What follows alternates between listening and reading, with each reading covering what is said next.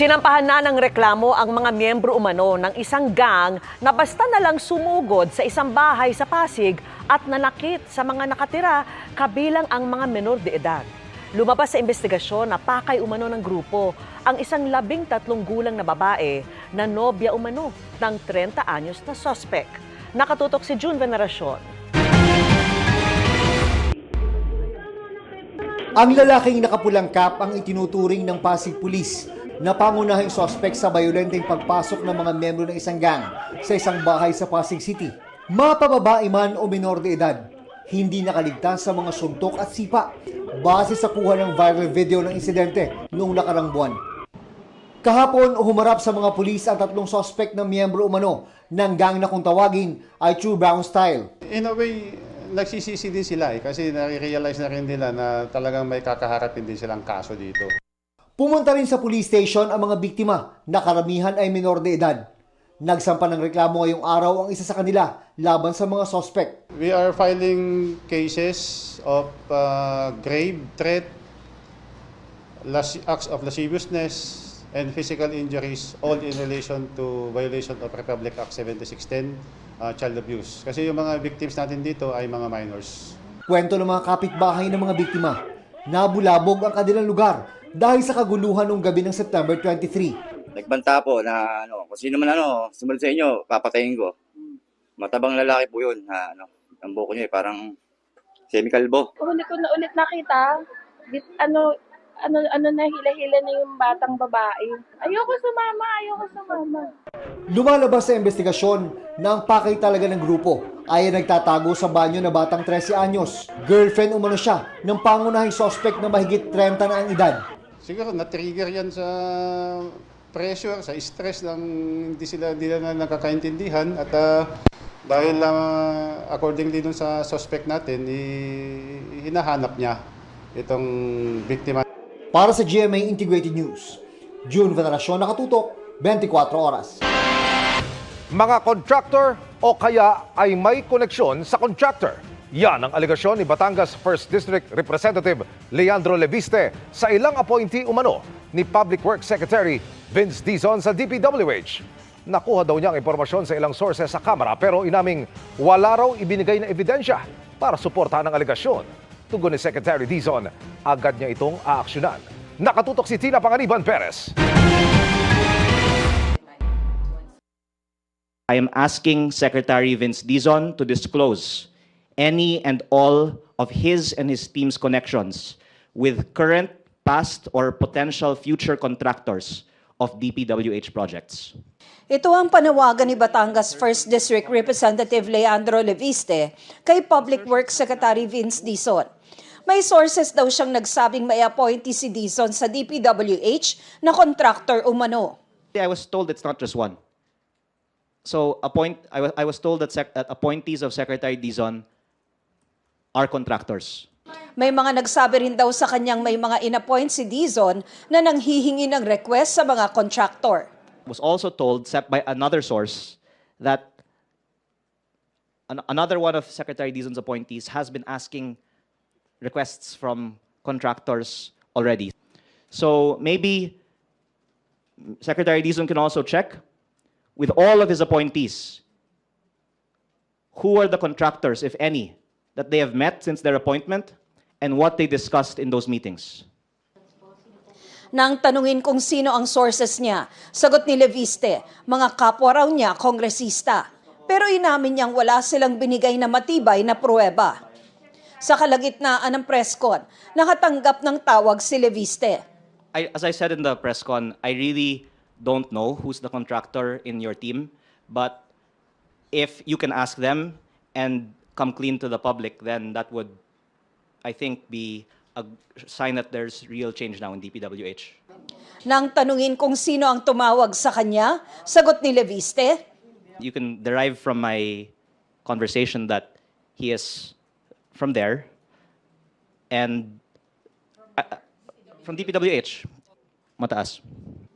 tugon ni Secretary Dizon, aaksyonan niya ang mga inilahad ni Leviste. Hindi ko papalampasin yan kahit anong pa yan. Pero sa pagkakaalam ko, dito sa mga undersecretaries na ating inaya, wala sa kanilang kontraktor. Yun ang aking pagkakaalam. Pero ako po mismo, dahil sa report na ito, mag-iimbestiga na rin ako on my own about this. But I would really appreciate if Congressman Reviste could give me more specifics, if possible, names, no, and circumstances. And believe me, I will act on it. Para sa GMA Integrated News, Tina Panganiban Perez, nakatutok, 24 oras. Niyanig ng magnitude 4.7 na lindol ang Zambales pasado alas 2 ng madaling araw kanina. Ayon sa PHIVOLCS, naitalang episentro ng lindol 6 kilometers northwest ng Masinloc, Zambales. Naramdaman ang intensity 3 sa mga bayan ng Kabanggan at Iba. Intensity 2 at intensity 1 sa iba pang bahagi ng Zambales at Tarlac, pati sa ilang bayan ng Bataan. Sa ngayon, walang naitalang pinsala mula sa pagyanig.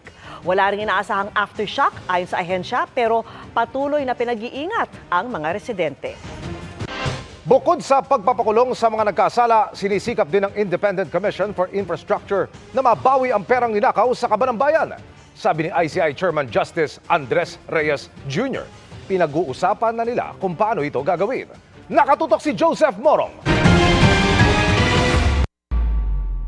Paano mababawi ang pera ng taong bayan na kinulimbat galing sa mga maanumalyang flood control project? Yan ang pinag-usapan ng Independent Commission for Infrastructure o ICI at mga ahensya ng gobyerno kabilang ang Anti-Money Laundering Council, Bureau of Internal Revenue, Commission on Audit at iba pa. Para kay ICI Chairman Justice Andres Reyes, galit na ang taong bayan. Our country is in crisis. The flood control scandal is on everyone's minds every day. We are all enraged, hurt, and betrayed by what was done to deliberately manipulate our finances and only to feed the greed of not a few government officials. Pero gising na raw ang tao kung saan ginamit ang kanilang pera. Money that should have been utilized to better the lives of Filipinos were instead used by corrupt individuals to buy exotic cars, luxury vacations, and even gamble in casinos. All those persons responsible for this may be prosecuted and jailed. But to completely heal our nation, justice is not enough. We need restitution. Pero magkano ang perang nakulimbat at magkano ang maibabalik? Sa lawak at dami ng mga maanumalyang flood control project, hindi pa yan matiyak ng ICI. Sa ulat ng DPWH, may nadiskubre ng lampas 400 mga umano'y ghost flood control projects. Sa isang buwan na hearing ng ICI, ang naiimbestigahan pa lamang ay mga proyekto sa Bulacan at sa Oriental Mindoro. Pero sa ngayon, na-freeze na ng AMLC ang sobra sa 5 billion pesos na bank accounts at ari-arian. At ang 5 bilyong pisong halaga ng mga eroplano at helicopter ni dating Representative Saldi Co. Ayon sa ICI, mas mabilis yung mga forfeiture proceedings o pagbawi sa mga ari-arian katulad na lamang dito sa mga luxury vehicles. Maaari na itong gawin kahit wala pang sintensya yung mga kasong kriminal na posibleng isampa laban sa mga sangkot sa anomalya. Pagka forfeiture kasi, ibig sabihin these properties or this money is not actually theirs, but was taken from, was in a way not theirs and probably proceeds of a crime. This is different from the criminal aspect. This is administrative and civil remedies, which in a way will be shorter. Sabi ng ICI, ipapa-auction na ng Bureau of Customs ang kinumpiskang 13 mga luxury vehicle na mag-asawang diskaya. Ayon kay Customs Commissioner Ariel Nepomuceno, sa Nobyembre nila pwedeng i-auction ang mga sasakyan at maaaring makakolekta ang gobyerno ng 200 hanggang 220 million pesos. May mga kulang daw sa kanilang mga papeles, which now gives them gives them the right for them to auction this off. So in that case, there will be an immediate recovery with regard to these cars, yung once mabenta na yung mga auto niya. Sinabi na rin dati ng ICI na ipapa-auction din ang 2 luxury vehicle na isinuko ni dating Bulacan Assistant District Engineer Bryce Hernandez na nagkakahalaga ng 12 million at 34 million pesos. Pero iniimbestigahan pa ang mga papeles ng mga ito. Para sa GMA Integrated News, Joseph Morong, nakatutok 24 oras. Binaril sa pinapasukan niyang paaralan ang isang guro sa Tanawan, Leyte. Ang suspect, kanyang mister na nagselos umano. Nakatutok si Fe Marie Dumabok ng GMA Regional TV. Pinagtulungang buhati ng mga mag-aaral ang kanilang sugatang guro ng isang pampublikong paaralan sa Tanawan, Leyte. Ayon sa pulisya, binaril siya ng sarili niyang mister. Ayon kay Police Captain Carmelo Gacho, Tanawan Municipal Police Station Chief, biglang dumating sa classroom ang lalaking asawa at agad na binaril ang biktima gamit ang kalibre 38 na revolver. Natamaan ang biktima sa kanang balikat at hita. Wala namang iba pang nasaktan sa insidente. Itinapon ng suspect ang baril sa bubungan ng kabilang school building, pero na-recover din ito ng kapulisan. Nagtangka pa umanong sakta ng suspect ang sarili gamit ang balisong, pero napigilan ito ng mga rumisponding pulis. Agad na aresto ang suspect. Nung nangyari po ang krimen, marami na pong mga estudyante na nasa paaralan. Medyo nagkagulo po at kasalukuyan po after nung insidente po kami, sinuspindi muna yung klase ng school authorities. Sa inisyal na investigasyon, 1 taon nang hiwalay ang mag-asawa, pero inaaway pa rin umano ng suspect ang biktima. Isa sa tinitingnang motibo ng krimen ay selos. Sa interview natin sa mga possible witnesses, lumalabas na ganyan yung lalaki, ang daming iniisip na kung ano-ano. Kahit na hindi naman verified na impormasyon, ganun po ang iniisip. Kaya lagi niya pong inaaway ang asawa niya. Ayon sa pulisya, ligtas na ang biktima at nagpapagaling sa ospital. Kasong frustrated parricide ang inihandang kaso laban sa suspect. Patuloy pang kinukunan ng pahayag ang suspect. Para sa GMA Regional TV at GMA Integrated News, ako si Fe Marie Dumabok. Nakatutok 24 oras. Pinaghahandaan na ang The Big One sa isang barangay sa Marikina na nasa West Valley Fault. Tukoy na rin ang lugar sa lungsod kung saan maaring lumikas sakaling lumindol. Kung saan yan, tinutukan ni Sandra Aguinaldo. Ito ang A. Bonifacio Street sa Barangay Barangka sa Marikina City. Matao at maraming sasakyan sa kalsada dahil maraming commercial establishments at eskwelahan. Pero sa isang bahagi nito, may isang mahalagang palatandaan na tinatawid ang kalsadang ito ng West Valley Fault na pinangangambang magdudulot ng The Big One o magnitude 7.2 na lindol sa Metro Manila. Itinuro din ng mga barangay officials sa amin ang karugtong na fault na malapit naman sa kanilang simbahan. Ang fault na pinaka-araw dito nakalagay, yung West Valley Fault. Bali, ang kubra niya, paganyan, ang turo niya. Nabago tong kalsada, natabunan yung espalto, hindi pa naiaangat ng city, yung pinaka-araw niya.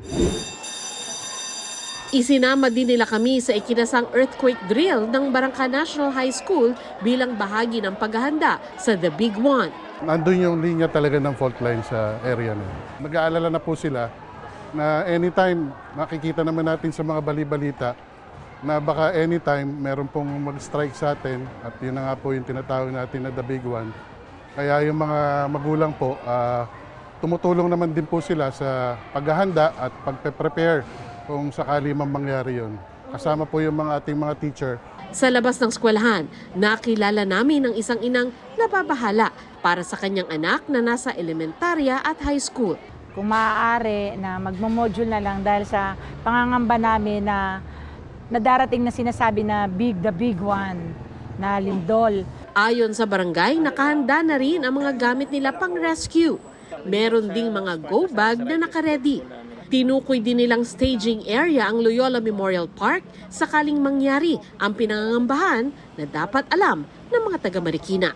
Ang staging area po ng Barangay Barangka, nalocate na po namin yung ating Loyola Cemetery. Lahat po ng residente ng Barangay Barangka, yun po yung gagamitin natin na parang magkakaroon tayo ng command post doon sa area at sana magtulong-tulong tayo sa pagiging handa. Para sa GMA Integrated News, Sandra Aguinaldo, nakatutok 24 oras. Mga kapuso, nasa loob na ng Philippine Area of Responsibility ang binabantayang low pressure area. Gaano kaya kataas ang tsansa nitong maging bagyo? Makakasama natin si Amor La Rosa ng GMA Integrated News Weather Center. Salamat, Emil. Anumang oras nga mula ngayon ay posible nang maging bagyo ang nabanggit mong low pressure area o LPA na nasa loob ng Philippine Area of Responsibility. Huling namataan ng LPA sa layong 1,060 kilometers, silangan po yan ng southeastern Luzon. Ayon sa Pag-asa ay mas tumaas na yung tsansa nito na maging bagyo at tatawagin ito na Bagyong Ramil. Sa magiging pagkilos niyan sa mga susunod na araw, may dalawang senaryo pa rin na tinitingnan ng Pag-asa. Una po dyan, kikilos ito pakanluran at unti-unti po yung aangat ng konti at patungo po yan dito sa may Cagayan o di kaya naman sa Isabela kung saan ito posibleng maglandfall sa darating na weekend. Pero yung isa pang senaryo, yan po ay lalapit o didikit muna dito sa may Bicol region bago tumbukin itong bahagi naman ng Isabela o kaya naman itong Aurora area. So mga kapuso, pwede pang magbago ang direksyon nito kaya patuloy na umantabay sa susunod na updates. At posible rin na lumakas pa yan at umabot hanggang sa severe tropical storm category kaya patuloy po nating imomonitor. Sa ngayon, easterlies, ganun din ang northeasterly wind flow at localized thunderstorms pa rin ang magpapaulan dito yan sa ilang bahagi ng ating bansa. Base nga sa datos ng Metro Weather, umaga po bukas may mga kalat-kalat na ulan dito yan sa ilang bahagi ng Southern Luzon, ganun din sa ilang lugar dito sa may Cagayan, Isabela at Aurora. Pagsapit po ng hapon, may chance rin ng mga pag-ulan dito po yan sa iba pang bahagi ng Northern and Central Luzon, pati na rin dito sa ilang lugar sa Calabarzon. Magtutuloy-tuloy naman yung mga pag-ulan dito po yan sa Mimaropa at pati na rin sa Bicol region. Kaya doble ingat para sa mga residente dyan. Posible rin po ang localized thunderstorms sa ilang bahagi ng Metro Manila bukas. Samantala, posible rin ang mga pag-ulan sa umaga dito yan sa Panay Island, pati na rin sa may Central and Eastern Visayas. At meron din tayong nakikita ng mga panaka-nakalang na ulan dito po sa ilang bahagi ng Mindanao, pero mga panandalian lang po yan.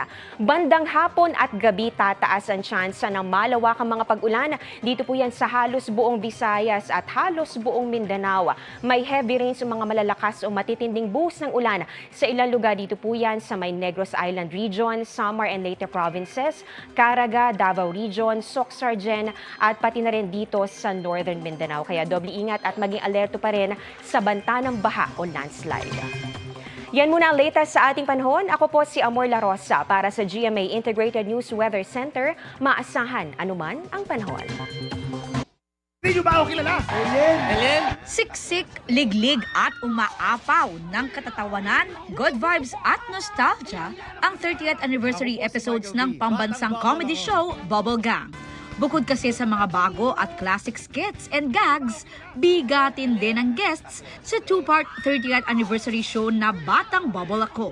Kabilang na ang pinaka-aabangang pagsasama ng kapuso comedy genius at unkabogable star Vice Ganda na magsasama for the first time sa Mr. Asimo segment.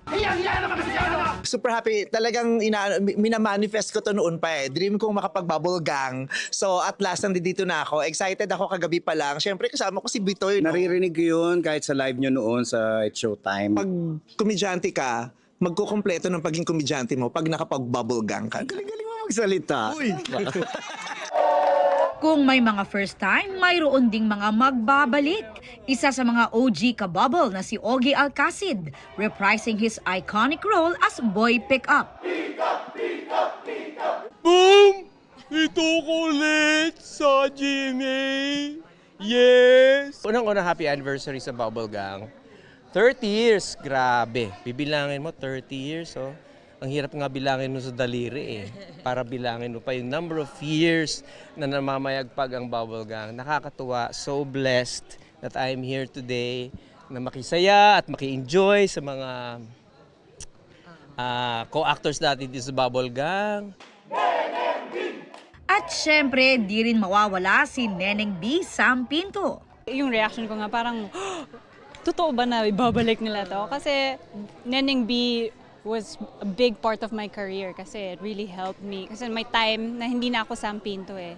Neneng binatawag sa akin ng buong Pilipinas. So it was really a big chunk of my career that I love. Balik bubble gang din si Mikoy Morales, pati na sina Arnie Ross, Alma Concepcion, Juancho Trevino, Faye Lorenzo at Valin Montenegro. Si Kong Kikoy eksena sa isa pang nagbabalik na classic bubble gang parody na ang dating doon. Mapapanood na ang two-part 30th anniversary show on October 19 and October 26. Aubrey Carampel, updated sa showbiz happenings. Mga kapuso, isang rider ang dumulog sa team ng inyong kapuso Action Man makaraang sadyain umanong banggain ng isa pang motorsiklo. Ang insidenteng nahuli kam, aming inimbestigahan.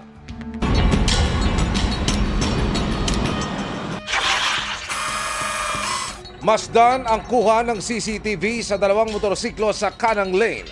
Ilang saglit pa, makikita ang rider sa kaliwa na bubuelta saka tutumbukin ang katabing motorsiklo. Mga kapuso, ayon sa investigasyon, nangyari ang aksidente pasado 1:00 ng hapon noong Agosto 4. Binalikan ng inyong kapuso Action Man ang lugar ng pinangyarihan. Dito po sa kanto ng F. De La Rosa at Esteban Abada, tumatakbo ang motorsiklo ng biktima. Dito siya sa lugar na ito, binangga ng isang motorcycle rider na nagmamadaling umalilis pagkatapos ang insidente. Bubuhatin ko po sana yung para habulin po siya. Ang nangyari po, parang nawalan po ako ng lakas. Nagkasugat po ako sa bandang siko po, tuhod, tapos pa, tapos ang dibdib ko po. Tapos, Itong motorsiklo mo, kumusta? yung tama po ng motorsiklo ko, masyado pong malalim. Ito po, gas-gas. Bumaliko po yung manibela. Tapos yung sa gilid po, napipi po yung bandang gilid po ng crankcase. Sa mga palad po, hindi po namin nakikita po talaga yung plate number. Sa sobrang labo po talaga. Hinala ni Brian, tinumbok siya ng rider dahil sa hindi niya sinasadyang pagkat sa linya. Bala ko po siya lingunin para magtaas lang ang kamay para humingi ng sorry po. Doon niya na po ako parang sinalpok po. Tulungan niyo po sana kami na matuntun po yung taong nakabunggo po sa akin.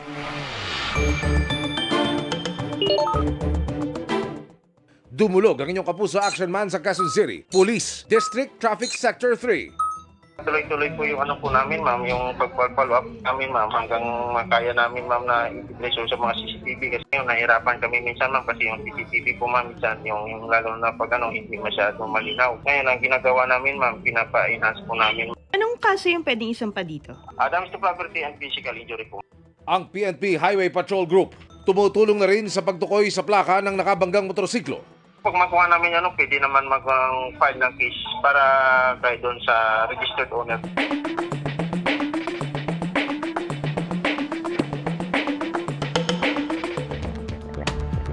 Tututukan namin ang sumbong na ito. Kung may nakakakilala sa nakabanggang rider, ipagbigay alam ito sa mga otoridad o dito po sa amin. Pwedeng mag-message sa Kapuso Action Man Facebook page o magtungo sa GMA Action Center sa GMA Network Drive Corner sa Avenue, Diliman, Quezon City. Dahil sa anumang reklamo, pang-abuso o katiwalian, tiyak may katapat na aksyon sa inyong Kapuso Action Man.